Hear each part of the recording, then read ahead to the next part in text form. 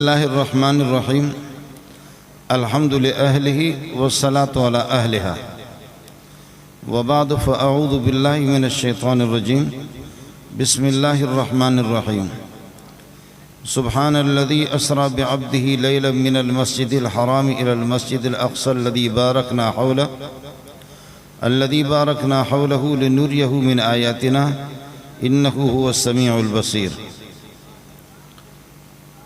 اللهم صل على محمد وعلى آل محمد كما صليت على إبراهيم وعلى آل إبراهيم إنك حميد مجيد اللهم بارك على محمد وعلى آل محمد كما باركت على إبراهيم وعلى آل إبراهيم إنك حميد مجيد اسٹیج پہ تشریف فرما حضرات علماء کرام، جلسے کے منتظمین، قاری مطہر صاحب رحمۃ اللہ صاحب، مولانا رشید صاحب اور دیگر کارکنان حضرات جنہوں نے اس پروگرام کا اہتمام کیا ہے، اللہ تعالیٰ آپ حضرات کو جزائے خیر عطا فرمائیں کہ اس کار خیر میں اتنے لوگوں کو آپ نے جمع کیا۔ انشاءاللہ یہ بروز قیامت پیارے پیغمبر صلی اللہ علیہ وسلم کے سامنے آپ حضرات کے لیے انشاءاللہ ذریعہ نجات بنے گا جن نوجوانوں نے اس میں حصہ لیا ہے۔ دوستو، بغیر کسی تمہید کے آپ حضرات اللہ تعالیٰ آپ کو مکہ اور مدینہ کی زیارت کرائے۔ اب تو اس زمانے میں مسجد حرام، جہاں مسجد حرام تھی، مسجد حرام سے اس طرف جیسے آپ جائیں گے تو ایسے کھڑے ہو جائیں گے آپ کے الٹے ہاتھ پہ۔ یہاں اب یہ ترکیوں نے جو تعمیر کی ہے اور ترکیوں کی تعمیرات کے جو پلر ہے، ان پلروں پہ ایک پلر پہ آپ کو گول سا سرخ سا نشانہ لگی معلوم ہوگا۔ اب تو مسجد کی توسیع کی، اس میں لاکھوں انسان، اس زمانے میں تو 10,000 نہیں 5,000 لوگ بھی اس میں یعنی جمع نہیں ہو سکتے تھے۔ مسجد چھوٹی تھی، اب تو توسیع ہو گئی، اب 40-50 لوگ دائیں بائیں اور اوپر منزلوں میں 40-50 لاکھ لوگ اس میں آ سکتے ہیں۔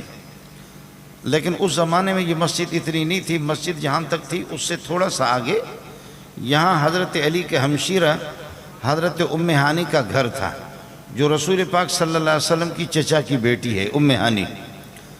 تو ان کے گھر میں آپ صلی اللہ علیہ وسلم تشریف فرماتے، حضرت جبریل علیہ السلام تشریف لائے اور اس گھر کی چھت کو آپ نے یہ ہے کہ اس کو چیر کر کے چھت ہی سے آپ صلی اللہ علیہ وسلم کو نکال کر کے براق پہ آپ کو سوار کیا۔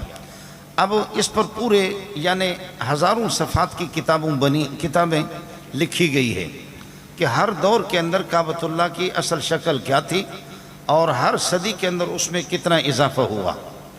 تو اس زمانے سے لے کر کے اب تک جہاں جہاں انہوں نے کسی تعمیر میں تبدیلی کی ہے تو وہاں نشانہ لگایا کہ یہاں کیا تھا یہاں کیا تھا۔ تو یہ سرخ سا گول سا دائرہ آپ کو نظر آئے گا۔ یہاں ام ہانی کا گھر تھا، یہیں سے براق پہ آپ صلی اللہ علیہ وسلم کو بٹھایا گیا اور یہ زمینی سیر تھا اور زمین ہی پر آپ صلی اللہ علیہ وسلم کو براق لے کر کے چلے۔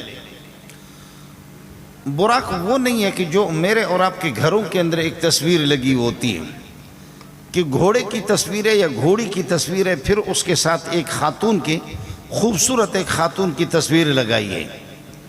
یہ کوئی بغیرت قسم کا انسان گزرا ہوگا دنیا میں جس ذلیل نے یہ تصویر بنائی ہے۔ براق یہ نہیں ہے۔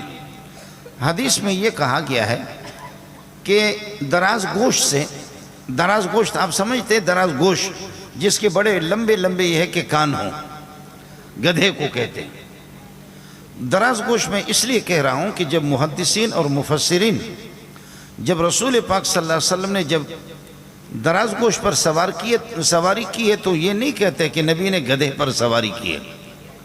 بعض مولوی ہمارے جوش میں آ کر کے کہتے نبی گدھے پر سوار ہو گیا، تو مولوی چونکہ خود گدھائی ہوتا تو گدھائی سے ترجمہ کرے گا، اس لیے محدثین اس سے منع کرتے ہیں کہ جب دراز، اس لیے محدثین کہتے ہیں دراز گوشت جس کے لمبے لمبے کان ہیں۔ حضرت نے دراز گوشت پر سواری کی ہے، لیکن یہ نہیں کہتے محدثین اور مفسرین، ان کو جرأت بھی نہیں ہوتی کہ نبی نے گدھے پر سواری کی ہے۔ اور میں نے عرض کیا کہ مولویوں کی ہماری ایک بڑی تعداد ہوتی جو ہوتی گدھے، تو وہ کہتے کہ نبی نے گدھے پر سواری کی ہے۔ تو گدھے سے وہ منع کرتے ہیں کہ یہ نہ کہیں آپ. تو یہ دراز گوشت سے ذرا اوپر کا جانور تھا اور گھوڑے سے کچھ یہ ہے کہ گھوڑے کے قد سے کچھ کم. حضرت کو اس پہ سوار کیا اور یہاں سے پھر یہ ہے کہ آپ مسجد اقصیٰ کی طرف. اس زمانے کے اندر یہ دو مسجدیں تھیں، مسجد حرام اور مسجد اقصیٰ. اقصیٰ کا معنی بالکل کنارہ والی مسجد،